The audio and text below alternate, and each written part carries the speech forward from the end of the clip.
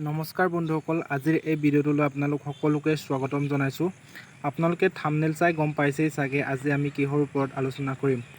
আজি আমি আলোচনা কৰিম আসাম ITI অনলাইন এপ্লিকেশ্যনৰ বিষয়ে আলোচনা কৰিম। গতিকে আসাম ITI কাউন্সেলিং ষ্টাৰ্ট হৈ গৈছে অলৰেডি।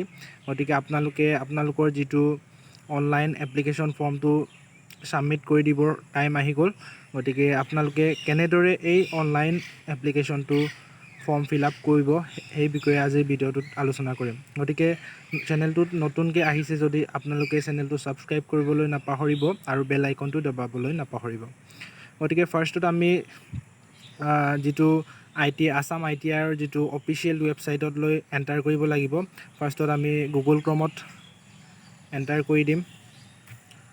আপোনালোকে যদি যিটো অফিচিয়েল ৱেবছাইটৰ লিংক বিচাৰে তেতিয়াহ'লে কমেণ্ট বক্সত কমেণ্ট কৰি জনাবলৈ নাপাহৰিব, মই দিয়াৰ ব্যৱস্থা কৰিম। গতিকে আপোনালোকে আসাম ITIৰ অফিচিয়েল ৱেবছাইটত এণ্টাৰ কৰিলে এনেধৰণৰ এটা ইণ্টাৰফেচ অ'পেন হয়। ফাৰ্ষ্টত যিটো ৰেজিষ্টাৰ কেণ্ডিডেটে ছাইন ইন কৰিবৰ কাৰণে অপশ্যন এটা দিয়া আছে, আপোনালোকে ইয়াত চাব পাৰে। অলৰেডি ৰেজিষ্টাৰ কৰাকেইটাই ইয়াত লগ ইন কৰিব পাৰিব।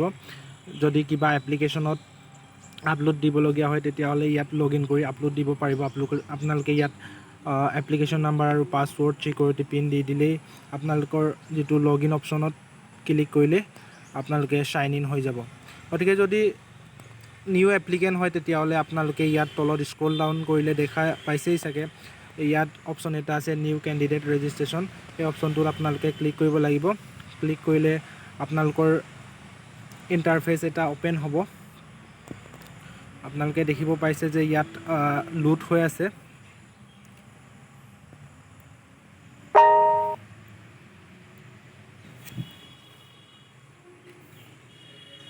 ইয়াত অলৰেডি এণ্টাৰ হৈ গ'ল যিটো নিউ ৰেজিষ্ট্ৰেশ্যনৰ ইণ্টাৰফেচটো। গতিকে যদি আমি তললৈ স্ক্ৰল ডাউন কৰোঁ তেতিয়াহ'লে দুটা অপশ্যন পোৱা যাব, আই এগ্ৰী আৰু আই ডোণ্ট এগ্ৰী অপশ্যন, দুটা অপশ্যন আছে। যদি আপোনালোকে এগ্ৰীত ক্লিক কৰে তেতিয়াহ'লে অট'মেটিকেলি এটা নিউ পেজ অ'পেন হ'ব।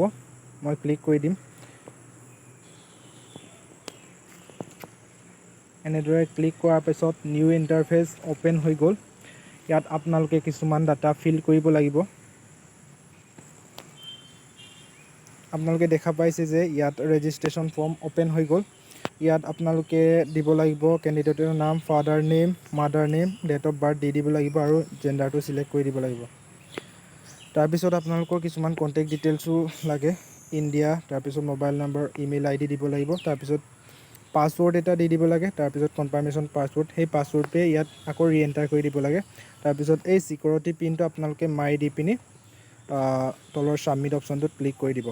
ছাবমিট অপশ্যনটো ক্লিক কৰাৰ পাছত আপোনালোকৰ কিছুমান এডুকেশ্যনেল ডিটেইলছ ফিল কৰিবলৈ আহিব। গতিকে সেইকেইটা ফিল কৰি আপোনালোকৰ অনলাইনটো নিজৰ মোবাইলতে কৰিব পাৰি। গতিকে এয়া আছিল আজিৰ এই ভিডিঅ'টো। আপোনালোকৰ যিটো লাষ্ট ডেটটোৰ বিষয়ে অকণমান জনাব বিচাৰিছোঁ। আপোনালোকৰ লাষ্ট ডেট আছে, তললৈ যদি স্ক্ৰল ডাউন কৰোঁ তেতিয়াহ'লে আপোনালোকৰ যিটো লাষ্ট ডেটটো দিয়া আছিলে